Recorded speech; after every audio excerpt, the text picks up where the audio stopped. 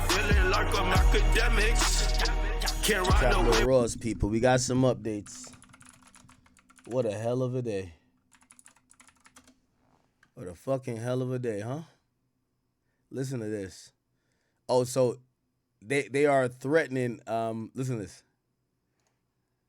They're threatening Trap Lore out there. All right, so I'm outside the court. We got the Free Durk Brigade right here. All right, they doing their thing. You see what they got going on, man. They see what they got going on. Okay. So you know what's funny? It wasn't just Durk that got snitched on today. They were snitching on me too. A bunch of people lied and said that I was wearing Meta glasses in the courtroom when I wasn't. They tried to remove me. They questioned me, but they saw that I was not wearing Meta glasses. So it seems like Durk supporters might be bigger snitches than they're letting on. So I don't know if any of these... Oh, nah. Trap Lord bossing up on these niggas. Nah, Trap Lord going crazy. Trap Lord treating them niggas now. I bet. He got 2 security. This nigga look like he know kung fu, some jiu-jitsu, some taekwondo, the Asian arts. He know the art of war. It's time. Yo, fuck all that defense shit. You heard what Jay said. It's 2026. It's time for offense, nigga. Oh, shit. These folks here but I just saw Jam's testimony, people talking about I'm the police, but I just saw the biggest cooperator in this case reporting and giving his opinion on a whole bunch of crazy things. So they got all this energy from me. I ain't heard nobody mention Jam once yet. I ain't heard nobody mention nothing about Jam. I don't know what Jam got going on. So I've got all of the info about everything that Jam had to say. We got a lot of emotional people out here talking a whole load of nonsense, okay? So it is an absolute mess at the courthouse. They're snitching on me. They're snitching on Durk. It is an absolute disaster out here. I can't believe the state of things out here outside the courthouse. So look, I'm going to give you guys a whole bunch of updates. I'm going to update you on absolutely everything that happened. I've got everything. They trying to hide the truth. They trying to hide the truth, man. They don't want me to speak the truth. They're going to be pissed when you hear what Jam had to say. Nah, I ain't going to lie to you. This why Trap is going to break through. Trap is out there in the face of adversity and popping it, nigga. Popping it. Say in the courtroom. It was insane.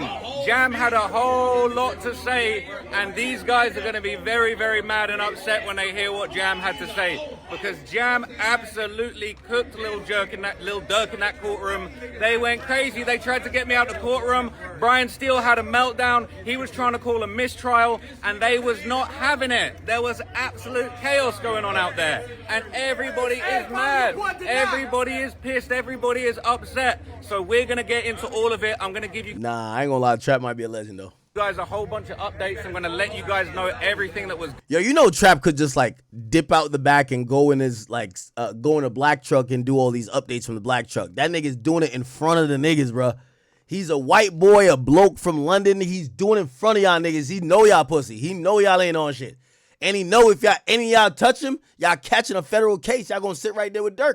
So y'all just gonna sit there and do a bunch of woofing. Y'all niggas is not like OTF Jam. Y'all niggas is not like these killers that's in this case. All y'all gonna do is say, fuck you, nigga. Fuck you, use the C word or whatever. Y'all not doing nothing. Trap Lord stand on business right now. Going on, and none of these folks out here, none of these phonems are going to be able to stop me, man, because it's freedom of speech. He said none of the phonem niggas? Oh, nah. Freedom of the press. I got a press pass. They can't keep me outside the courtroom, and it's a whole load of nonsense going out here. Durk's team can't stop this. Nah, he popping it. He even popping that Durk's team. They ain't going to stop the justice. They ain't going to stop the situation. They definitely ain't going to stop me reporting. So I will be back with a full-blown update for you guys very soon. But for now, I'm going to wrap this one up here and let you know what's going on. They was trying to say I was emotional today, but look at the state of it. Look at the state of it, man. The clout chasing is out of control. But who's got all the motion over here? I don't know, but I'll see you. Oh, shit. Motion, man. Guys, in the next video, it's crazy. Peace. Nah. Yeah, I got Trap wilding out now. Y'all got Trap wilding out now. All right, so there was a very interesting update in court today, and it was a piece of evidence that I thought was going to be brought forward, but it's not going to be brought forward. And I'm not going to lie, this is kind of a W for Durk.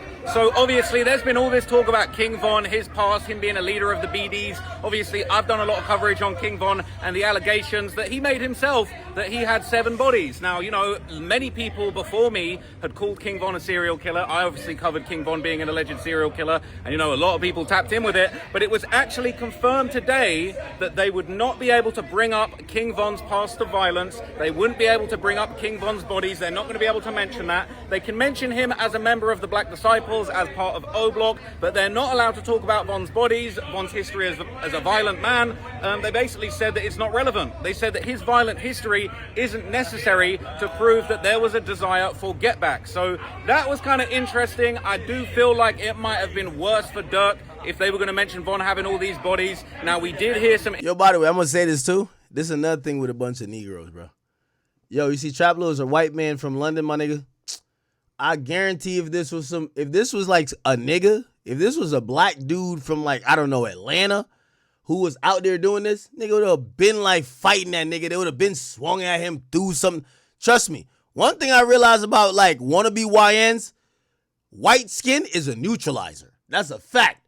You feel what I'm saying? Like, bruv, he just got 2 niggas standing there, bro. They all just stand there like heckling him, like, okay, cool, you're heckling. If that was a nigga, they would have been doing the most. Like, nah, nigga, you just seen a bunch of niggas like pulling their pants up.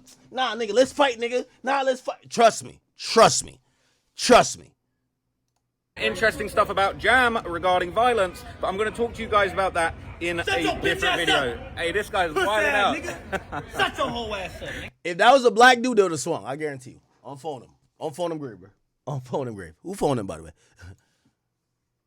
Yo, he clowned him out. So look, they're that mad about the truth. They're this mad about the truth, and I can't wait to see what everyone's got to say on the verdict day. I wonder if they're going to be bringing the same energy on the verdict day, or if everyone's going to disappear and just give up on Durk after that point. I don't know, but I'll let you guys know as soon as I know. But that is official. Von's bodies are not going to be used. All right, so there was a very interesting update in court today, and it was a piece of evidence. Nigga, he still did 2 more updates. This is kind of insane. Nah, he did 3 more updates. He's chilling out there. Look. Official OTF Jam took the stand today, and it was absolutely wild. There's so many quotables from OTF Jam's testimony, and it was just absolutely insane. Now, what I'm going to say that was very, very interesting is off the rip, OTF Jam said why he was there, what was going on, the conditions of his plea, and he basically confirmed that he was copping to 3 murders as part of his deal. There was a conspiracy to commit murder for hire, an apparent kidnap for murder, and a robbery murder. Now, it was crazy, and he actually touched on one of the murders that he actually did way back in the day that was part of his plea. So obviously one of them is the Durk conspiracy, you know, the murder for hire of Lil Pab, but another one was a 2010 apparent robbery in Racine, Wisconsin. Apparently another Black Disciple had asked OTF Jam to go with him to rob somebody that his dad had sold drugs with. The older BD basically said that this guy had cheated him out of money, and then they went to rob him. They went into a store with him, they basically locked the door, they put guns to the guy, there was a fight, and Jam was told to shoot the guy. Jam shot him once, and the guy that he was with, the older BD, said, nah, he saw my face, kill him. He saw me. And what did Jam do? Jam said he put the gun to the guy's head and pulled the trigger and executed him on the spot. He was age 17 at the time. So that's now 2 of Jam's murders that we've had confirmed, but he is probably going to testify later on about a 3rd murder that he did, and I think it could be possible that that's the one that Durk and them actually took him into the bathroom to kind of... I think they're saying that might be FBG Cash. Confront him about, to say, you out here catching even more bodies, you getting the feds on us, you getting everything hot, you need to calm it down with these. So that's the latest. Jam was on the stand. I've got loads of updates about stuff that Jam said, but basically Jam's copped out to 3 bodies, he's helping the feds, and he's saying that Durk did it. He's saying that Durk led the conspiracy. He pointed out all 3 defendants today. They was in on it. Damn. So when OTF Jam took the stand, he made it very clear. He pointed at Durk, he pointed at Dee, he pointed at Lindsay, he said they was all in on the murder and the conspiracy. They're mad, they're big mad. They're so mad that Jam took the stand and is cooking Lil Durk. Durk got cooked by Jam. It was such Nah, he trolling them. Nah, Trap is having his way. a bad day. People out here trying to act tough like that's something, okay? But it ain't gonna do nothing. It's not gonna help Durk. Nah, Trap on his shit. He don't give a fuck. All right, Trap, I see you, my boy. It's not going to stop Jam. Durk literally got pointed out. He looked so disappointed. He looked heartbroken. There were moments where Jam was sort of like, looked like he was low-key like chuckling a little bit, or like they was playing that video of Doodie basically where he admitted to being the murder man, and Jam just shook his head and laughed. You thinking, you guys cooked yourselves. You talk about I'm the snitch. You guys cooked yourselves. They played back again in the court. I'm not gonna lie. All of these folks out here that say that they love Durk, love Von, they don't love Von as much as I do. I was bopping along to Back Again. It was hard, but unfortunately, there was true facts behind those songs, and Durk got pointed out by Jam.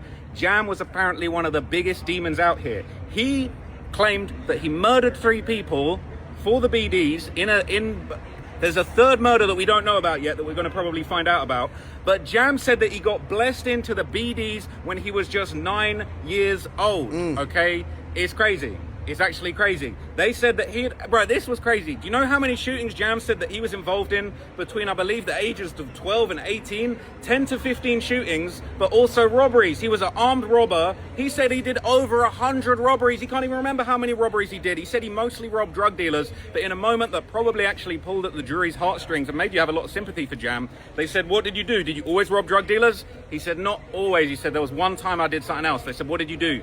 He said, there was one time I actually did an armed robbery for food. He said that my family was hungry, my parents were drug addicts. That's rehearsed. They're kind of playing and pulling on the sympathy strings, not to say he's innocent, but to kind of like make it seem like this is all the life he knew, and not for like he wants sympathy because he's not on trial. They want to have him be believed and say, oh, you know what? He's making a change. He finally has a new lease on life with this cooperation package. He's finally telling the truth. I was only 12 years old. I had to stick someone up with a gun to literally put food on the plate for my family. My parents had bills. They were drug addicts. I stepped up to the plate and I did over 100 robberies, and I was just trying to get by and feed my family. I'm not going to lie to you. That was actually quite compelling. I don't know if the jury are going to be sympathetic for that. Obviously, he's also doing 15 shootings and catching 3 murders and just doing all type of stuff, but it actually kind of was emotional. It actually made you feel like, damn, in many ways, like Jam is actually a victim of circumstance. He was having to rob people for food. So when he got flown out there to LA by allegedly Durk and Doodie and them to go and participate in this murder, really, and he said it himself, he didn't feel like he had a choice. He said that he was already in LA when Doodie Lo got on FaceTime and said, you're here to kill Quando Rondo. That's what was said. It's crazy. And he said, look, I was already there, and where I come from, you don't stop nobody from committing a murder. That's how you get your... Not gonna lie, that is crazy. They say Doodie Lo told him that? What? Self-killed. So OTF Jam's testimony, I'm not gonna lie to you, it was very, very compelling, and they big old mad about it. So when OTF Jam took the stand... And we got 2 more. So there was a crazy piece of testimony that went down when OTF Jam was on the stand, and Durk's crew basically threw a giant tantrum and tried to call a mistrial. The judge wasn't going for it, but it was pretty crazy, and the details are actually nuts. So obviously, when Jam was in jail, he didn't really know Durk like that. He knew him from back in the day from around Lamron. He confirmed that, you know, OTF, Lamron 300, it was all a bunch of gang stuff, and that Durk was involved in it. That was his opinion. I'm going to break that down more in another video. But basically, he said that, you know, Durk started putting money on his books in jail. When he came out, he started showing love. He basically bought him a bunch of clothes. He had his guy that worked with him, Jason, damn near buy him a whole new wardrobe. But what was very interesting was that he started traveling with Durk. He went out to Detroit with Durk. He went out to Miami with Durk. And apparently, this is crazy. Okay, when he was in Miami with Lil Durk, they ended up bumping into Tory Lanez and his crew. Now, apparently, Jam saw one of Tory Lanez' artists that he had, I guess, signed to his label with like a really nice set of chains. You know, he had some nice kit on him. Apparently, after they all linked up, Jam took Durk to one side and basically said to him, hey, look, I'm going to start robbing these guys. This is exactly what King Von said he was going to do when he got out of jail, and Durk started bringing him around as well. Obviously, Von started rapping and went to the top and then lost his life. But Jam basically said, look, I'm actually just going to start robbing these guys for you. And this was after Von died. And you know what Durk said in response? He didn't say, hey, don't make the block hot. He didn't say, hey, calm it down. Tory's my mans, don't rob his artists. You know what Durk allegedly said to Jam? He said, that's the Jam I've been waiting on, bro. He must have probably been thinking, that's exactly what King Von said to me when I started bringing him around all of these people. It was crazy. So apparently, every time that Jam linked up with Lil Durk, OTF Vonnie pulled up and gave him guns. And basically, they said that they were constantly passing Jam guns. And the purpose of that, literally, Jam said, because they knew I was finna use them.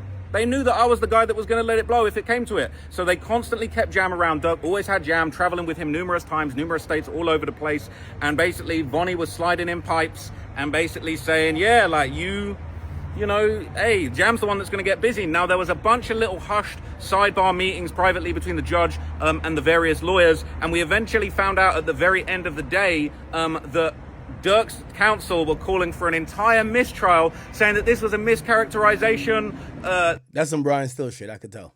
You know, their Tory Lanez comment, they made it sound like Durk was encouraging him to rob people. And the judge basically was like, look, I'm going to deny the motion for a mistrial. Let's be serious about this. He was like, I looked over the transcript. It doesn't sound like he's quite doing that. But I did think maybe it was inappropriate. I've asked the jury to disregard that piece of evidence. But like, mistrial over that? Are you crazy? And the judge pretty much said, look, I didn't even know who Tory Lanez was. All right. But then people are telling me afterwards, he's a big name. It could cause the jury to be impartial. They might know a little bit about Tory. So that was kind of the back and forth with that. They were thinking they got off a little slick mistrial, but it didn't go anywhere. But yeah, that's how Jam was apparently moving. He was on that timing. So there was a... Damn, we have one more update. Nah, Trap really popping it, though. So it looks like it's official. Doodie Lo has been confirmed as co-conspirator number 4, and the person who confirmed it was OTF Jam himself. Now, we'd been wondering who was it that gave the location of Quando Rondo in LA to the alleged hitmen, to Durk, to the team and all of that kind of stuff. Well, what is crazy is that we found out that there was apparently like a crazy conversation after basically like all the hitmen arrived in San Diego. Apparently none of them knew what was going on, but they had an inkling something crazy was going on. And I'm not gonna lie, Durk really put himself in it with some of this stuff. So apparently, okay, all of the hitmen were kind of rounded up for some kind of secret mission. They didn't know what was going on. They all quickly got booked to these flights to San Diego. Apparently when Jam and another one of the hitters basically arrived, they went to a Hooters in San Diego. They got on a FaceTime with Doodie Lo, who told them that they got the location for Quando Rondo. They got the low from basically like a weed dealer that was going to go and take them some weed, and that they were basically going to trick him into coming outside to pick up weed, and they were going to kill him outside of his hotel. Well, it's confirmed that that was Doodie Lo. Now, not only did we were hearing about Doodie Lo being in group chats, and I thought, oh, maybe they're going to show some series of messages with Doodie Lo and other stuff that he had said, but it was Jam that took the stand and said that it was Doodie Lo that basically told them after they'd arrived in California that they were there on a mission to kill Quando Rondo. And Jam said something really interesting. He said, look, he felt like it was too hot to kill somebody in Los Angeles. He was thinking, there's too many police. I don't know the city. I don't know how to get away if I get in a high-speed chase, if I get hurt. I don't know where I'm going. This is a bad idea. But he said it was too late. I was already there, and I just went with it. So OTF Jam told the courtroom, he basically said, look, where I'm from, you don't stop nobody killing somebody. That's what gets you killed. They said that they'll think you're police. They'll think they'll get mad at you if you say that you want to stop a killing happening. But he wasn't really happy about it because he said he didn't consider himself in the Quando beef. He said he wasn't that close with King Von. They spoke a couple of times. And what was crazy is Jam said that way back. That's gonna be a government point of reference to say. Durk's team wants to say, why would he have to pay his homies to go slide for another homie? But Jam is going to say, bro, I barely knew Von. I didn't give a fuck if Von died.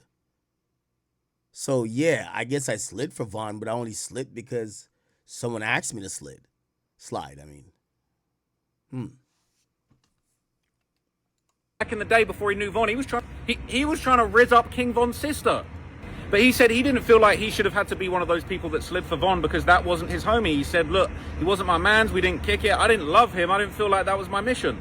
And he's saying they were in Hooters on FaceTime with Doodie Lo, and basically Jam and Boogie looked at each other after they were told to go and kill Quando, and they basically just looked at each other and said, yeah, But what was even more crazy is obviously now we know Doodie Lo was co-conspirator number 4 that was given the drop. They were apparently waiting outside Quando Rondo's hotel, and Doodie Lo told them that basically the guy that they thought they were getting weed from was telling Quando Rondo that he was just a few minutes away from the hotel. This is going to... I might have to say this in a different video because we're running out of time. But basically, they had eyes on Quando Rondo outside the hotel. They were about to kill him, but the police rode by. Apparently, Didi upped his gun, pointed it at Quando, and said, I could kill him right now. It would be so easy. But they said, nah, the block's too hot. There's too many cops out here downtown LA. I'm not going to go through with it. And then they went back to the crib. Insane. So Wait. I want to hear that. Who upped the gun? Didi upped the gun, or that was Jam that upped the gun? and say I could kill him right now. What? It looks like it's official. Doodie Lo has been confirmed as co-conspirator number 4, and the person who confirmed it was OTF Jam himself. Now, we'd been wondering who was it that gave the location of Quando Rondo in LA to the alleged hitmen, to Durk, to the team, and all of that kind of stuff. Well, what is crazy is that we found out that there was apparently like a crazy conversation after basically like all the hitmen arrived in San Diego. Apparently none of them knew what was going on, but they had an inkling something crazy was going on. And I'm not gonna lie, Durk really put himself in it with some of this stuff. So apparently, okay, all of the hitmen were kind of rounded up for some kind of secret mission. They didn't know what was going on. They all quickly got booked to these flights to San Diego. And apparently when Jam and another one of the hitters basically arrived, they went to a Hooters in San Diego. They got on a FaceTime with Doodie Lo, who told them that they got the location for Quando Rondo. They got the low from basically like a weed dealer that was going to go and take them some weed, and that they were basically going to trick him into coming outside to pick up weed, and they were going to kill him outside of his hotel. I just want to hear the end of this. It's confirmed that was Doodie Lo. Now, not only did we were hearing about Doodie Lo being in group chats, and I thought, oh, maybe they're going to show some series of messages with Doodie Lo and other stuff that he had said, but it was Jam that took the stand and said that it was Doodie Lo that basically told them after they'd arrived in California that they were there on a mission to kill Quando Rondo. And Jam said something really interesting. He said, look, he felt like it was too hot to kill somebody in Los Angeles. He was thinking, there's too... By the way, that helps Didi. You know, the whole Feds theory was saying that Didi is a recruiter and a middleman. So what Durk doesn't say, Didi says. But if now we're hearing Doodie Lo is giving instructions, well, he's not charged. So I'm going to be honest with you. This kind of looks better for Didi as time goes on. Too many police. I don't know the city. I don't know how to get away if I get in a high-speed chase, if I get hurt. I don't know where I'm going. This is a bad idea, but he said it was too late. I was already there, and I just went with it.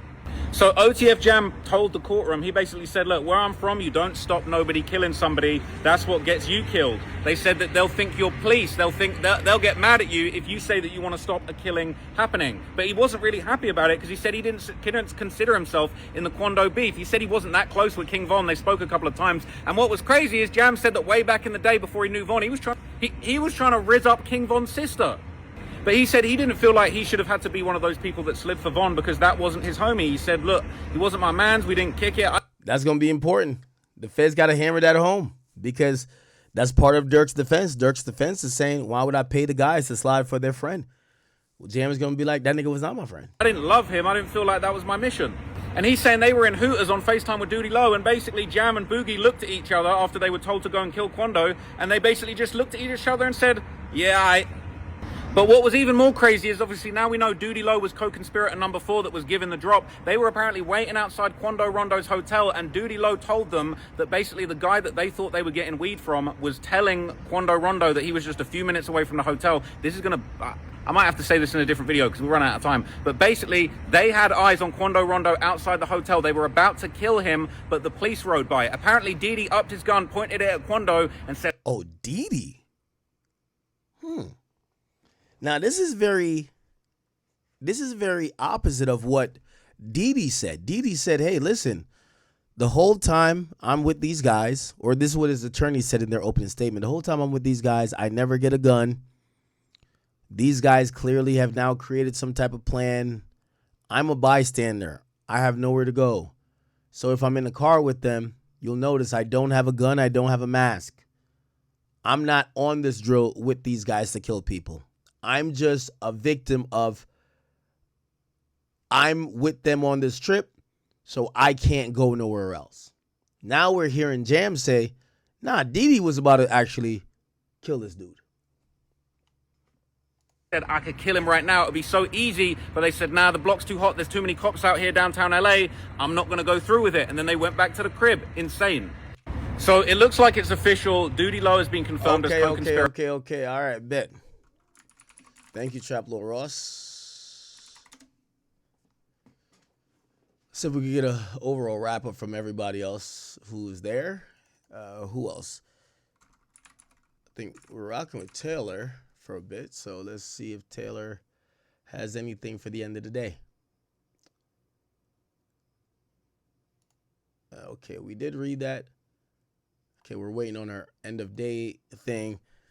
Did not. I don't think he recorded anything. Seti Nash probably did. Did he? Okay, let's go to the Blackshire dude.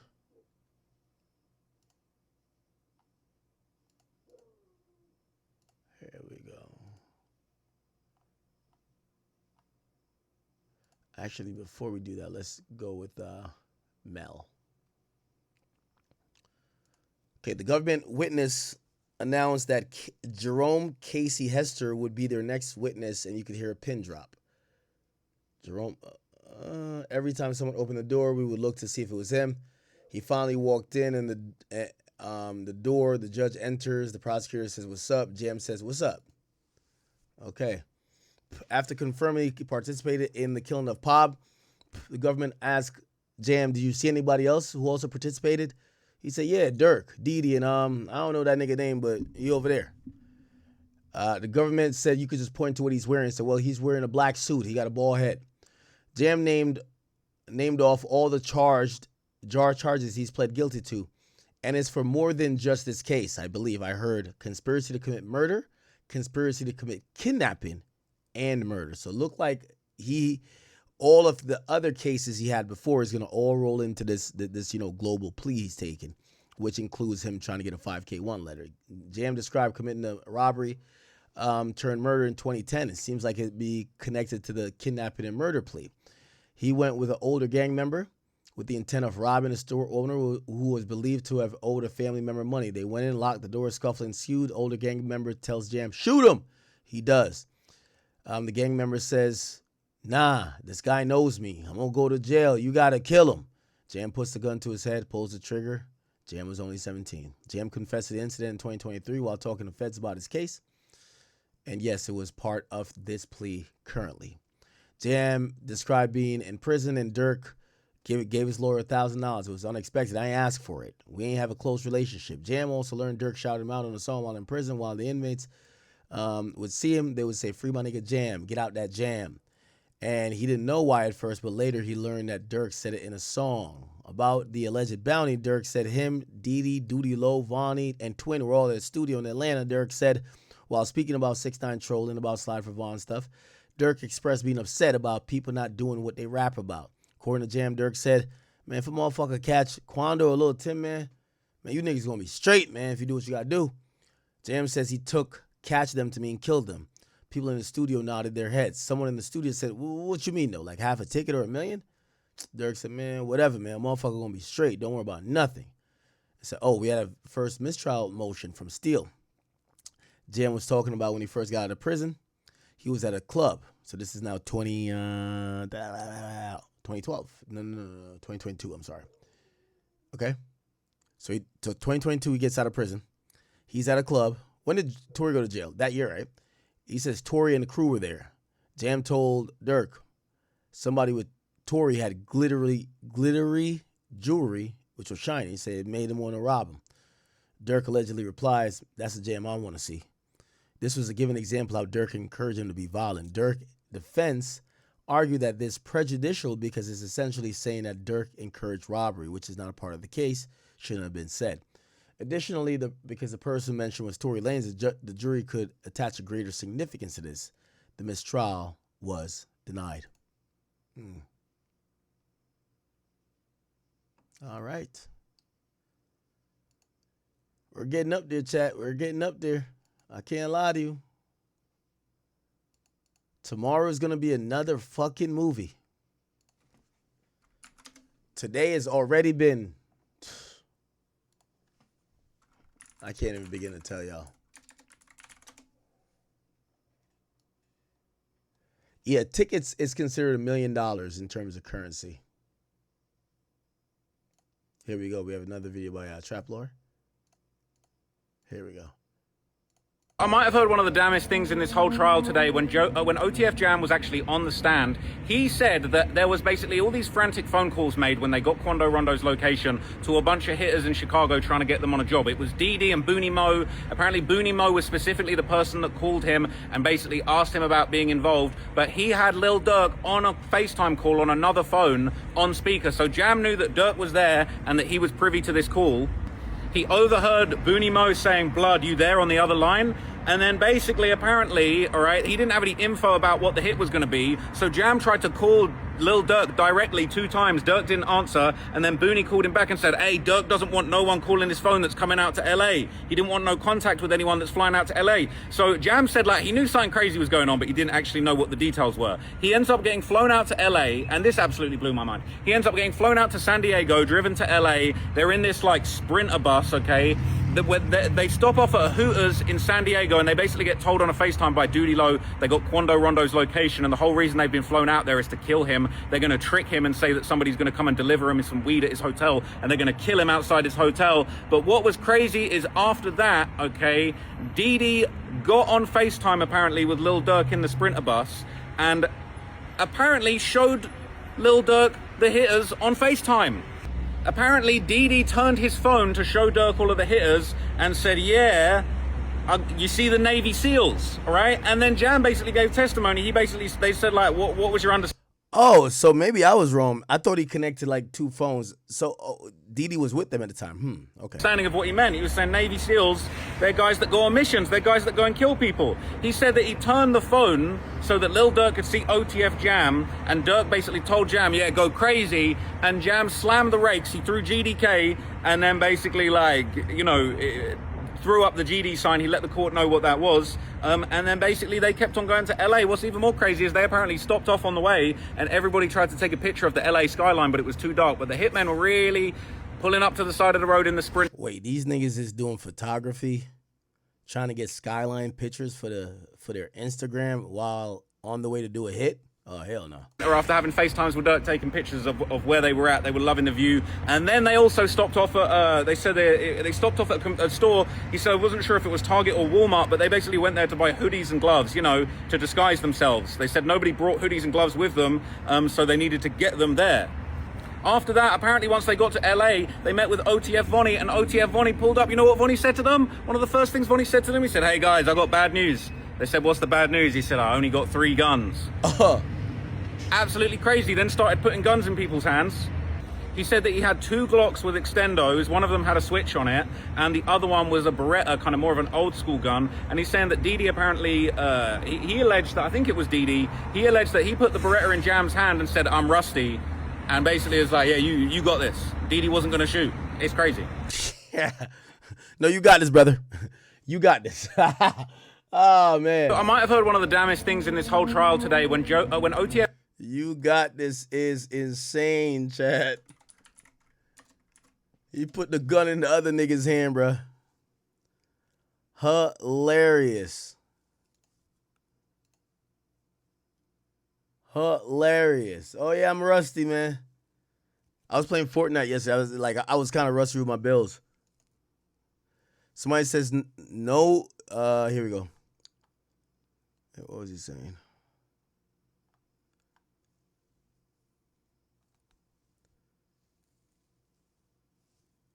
Someone says a person who did federal time is hard because most of the time they just have as much evidence against you and people testifying. It says it's easier when the offer is life and you score life, you have no choice. Or the max is 20 and you score 18. But yes, when you could get 20 and you score 4 or 5, it makes the plea difficult. The system needs an overhaul.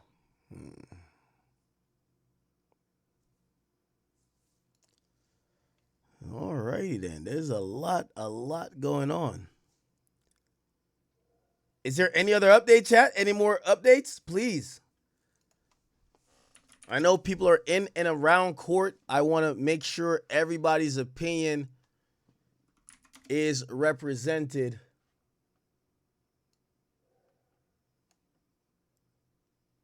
We'll make sure everybody's opinion is represented. Honcho showed up today. Did I show you? This is Honcho showing up.